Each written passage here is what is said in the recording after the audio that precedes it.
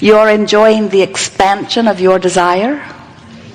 You are appreciating the contrast that gives birth to your desire, and especially those things that you really want that have not come to fruition, and you have no idea in the world how or when or where or who.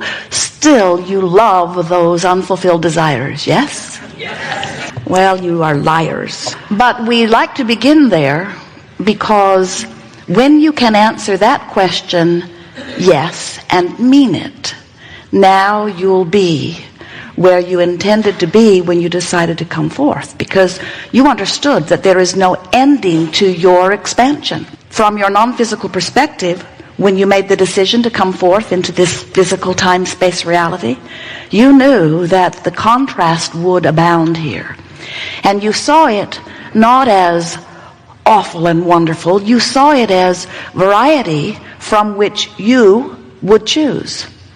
And you knew that your life experience would give you constant new opportunity to come to constant new preferences. You knew you would never come to an ending of asking for improvement. You knew the selfish nature of every point of consciousness. Selfish meaning you cannot help but see through the eyes of self, and as you see through the eyes of self, you cannot help but ask for that which is more, that which is improved from your perspective. So you saw from your non-physical perspective prior to coming into this environment, this contrast as a really wonderful thing, because you knew when you know what you don't want, you know what you do want, and you knew something even more wonderful about that. You knew from that non-physical perspective before you came forth into this body that when life caused you to ask for something beyond what is, that the broader part of you would ride that rocket of desire and become it. Do you understand that you are source energy before you come into this body? Do you understand that once you have what you call your death experience, there is no death, so we like to be as disrespectful as we can of it. When you croak, when you have your croaking experience, do you understand that you will reemerge back into that non-physical perspective? And here is the most important question. Do you understand that even though you have come forth into this physical experience, that the larger part of you still remains non-physically focused? Sometimes you call that your soul. We refer to it as source or inner being. We want you to feel that duality, if you will, of who you are, because you are always source energy. And sometimes you project part of that consciousness into a physical body, as you have done here. But the larger part of you always remains non-physically focused and is always there as the source of that which is flowing to you and through you. Now, why is it that you would even feel the vibrational relationship between you and you? Well, because it's you. When you're pulling apart, it doesn't feel good. And when you are in alignment, it feels wonderful. But there is another piece to this that we know. If you understand this, then you'll understand why you feel the way you do about the things you feel the way you do about. And you'll understand why everybody else feels the way they do. In other words, as you get this, all mysteries in life, why anything has happened to anyone, including you or anyone that you're watching, you will now understand. Because there is this powerful and utterly consistent law that is the manager, the vibrational manager, you might say, of this universe. And it is called law of attraction. Law of attraction is the manager of vibrational frequencies. Law of attraction says when you offer a vibration, things that match that vibration come back to you. So when you're beating the drum of, I don't have enough money, more money cannot come to you. It cannot come because you're beating the drum of something different than what you're asking for. But remember, when you're beating the drum of I don't have enough money, you're asking for more money, and the non-physical part of you has become the vibrational equivalent of more money.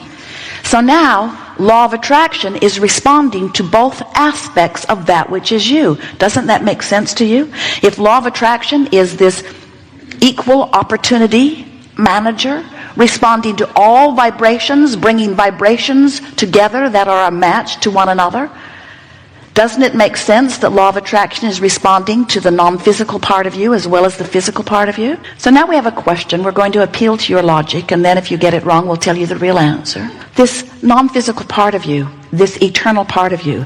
Eternal is a very long word, isn't it? This eternal part of you, this part of you that has been offering vibration for much longer than you understand time to have existed in your time-space reality.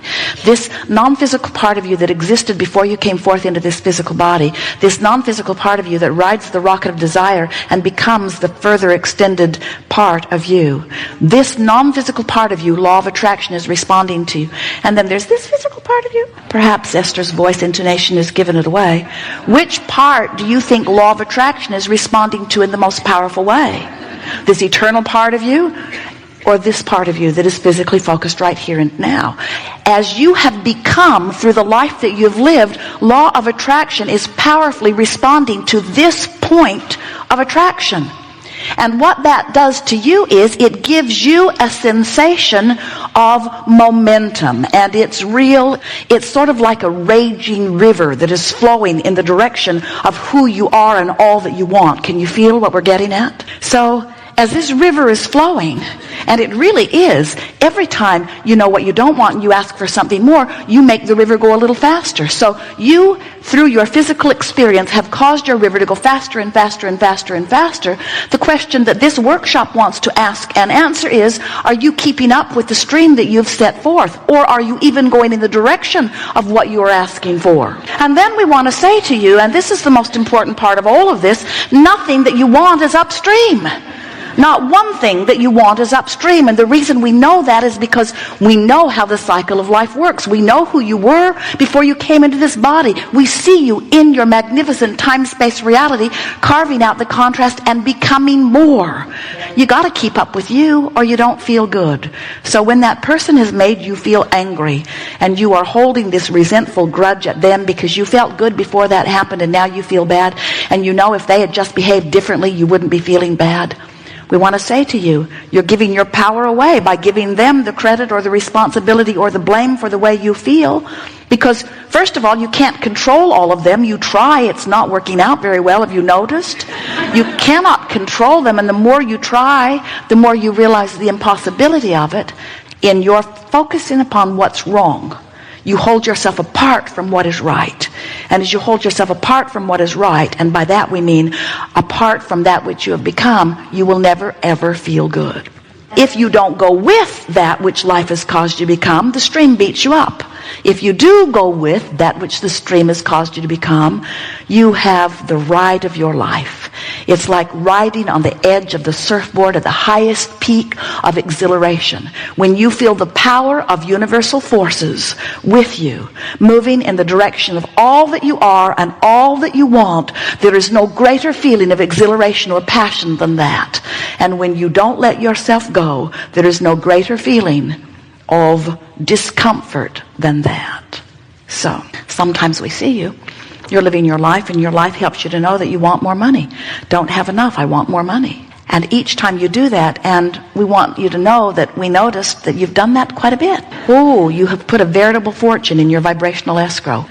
So all of this money is there for you, all of these resources, all of this expansion, all of this stuff that you want in vibrational escrow, not just waiting for you, but being tended by the broader part of you who is calling you incessantly toward it. So when you hear the call of Source and you move in the direction of it, you feel the relief or ease of moving in that direction. But when you stubbornly, because you've learned it from others to be valiant and virtuous and try hard and struggle, get hold of those oars and paddle in opposition to it, you feel the discord within it. And so we notice you are beating the drum. I don't have enough money. I don't have enough money. I don't have enough money. I don't have enough money. I don't have enough money. I don't have enough money. I've never had enough money. I can't remember ever having enough money. I cannot ever remember of having enough money. I hardly know anybody who has enough money. I hardly know anybody who has enough money. I hardly know anybody who has enough money. Oh, that bugger over there's got plenty of money. Probably inherited it. Probably dealing drugs. I don't have enough money. I don't have enough money. I don't have enough money. I don't have enough money. What we want you to understand is that in that vibrational attitude, and we have exaggerated it only slightly, in that vibrational attitude, you cannot be the receiver or allower of the money that's all queued up for you. You have to find a way to feel different about what is, and that's the tricky thing, isn't it, about being human with all of this reality around you. Reality is so blatant. Reality is so in your face. Reality is so easy to observe and easy to comment on. And in all of that observation, you keep it active as it is. And when you're keeping what is active, your preferences that have been born out of what is can't be realized by you because you're not a match to what you want, you're a match to what you've got. Now sometimes what you've got is what you want.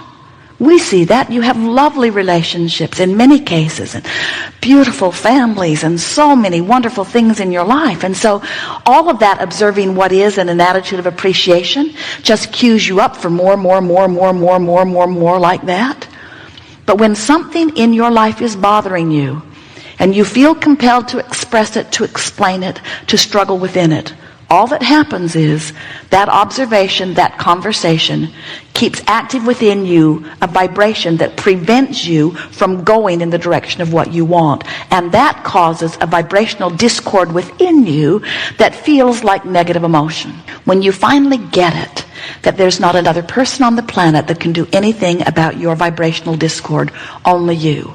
And you stop holding others to a standard of impossibility. When you finally say, hey, you who failed me in this way or in this way or in this way or in this way, hey, lover of mine who ran off with another, or hey, mother of mine who didn't give me enough attention, or hey, friend of mine who doesn't return my phone calls, or hey, employer of mine who doesn't see the value in what I'm doing, or hey, employee of mine who doesn't give me a good day's work, hey, all of you who are betraying me in some way, instead of saying, hey, look at what you're doing and feeling the discord of that, as you begin to say, through my life experience with you, I have given birth to something different. And I'm going to leave you where you are to tend to your own reality while I hold to the vision that you have helped me to conjure. I'm going to pretend you are different than you are. And I'm going to get so good at pretending you as I want you to be that I don't notice that you are as you are. And when I get so good at pretending you as I want you to be, you become irrelevant because I've become a vibrational match to the dream that I have dreamed. And you might be the one who comes and fills that dream. You might be part of the manifestation, but you have become irrelevant because someone will now come and be part of the manifestation. There's a world full of beings out there who are already a vibrational match to what you want, that when you become a vibrational match to what you want, must come to you.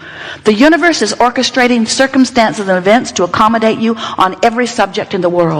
And if what you want is not coming to you, it's not because you are being deprived. It's not because you are unworthy. It's not because Source is busy dealing with the problems of other people. It is that you are a vibrational mismatch to what you're asking for. So if you've got negative emotion and you don't know what it means, and you don't do anything deliberately about choosing a better feeling thought so that you move your habit of thought into a better feeling place, don't worry, it will get bigger. And if you still don't worry, it will get bigger. And if you still don't worry, the indication will get bigger, the indication will get bigger, the indication will get bigger, until eventually there is a manifestational indicator. But we watch you, our human friends, and you say, oh, now I have this reality of this disease. And we say, so what? It's just a vibrational indicator. You don't go to the gas station with your gas gauge pointed at empty and have an emotional meltdown, lay your head on the steering wheel and just sob. Look what I've come to. I had hoped it would last longer. You just fill it back up. It's an indicator. It's just an indicator. It isn't your statement of worthiness. It isn't your statement of whether you were born under the right star. It isn't your statement of how good you've been. It's just an indicator. You need to put some gas in your tank. And the negative emotion that you feel is just an indicator that you want to put some gas in your tank. You just want to turn and go with the flow. You know, this life experience that you're living right now, it's a vibrational indicator. What's in your bank account right now is an indicator of your vibration about money. What's happening with your body is an indicator of what you've been thinking, of the vibration you've been offering. That's all. That's why we say, and we really, really mean it, what is doesn't mean diddly squat. It's not important like you think it is. All it is the current indication to the current active vibration. That's all it is.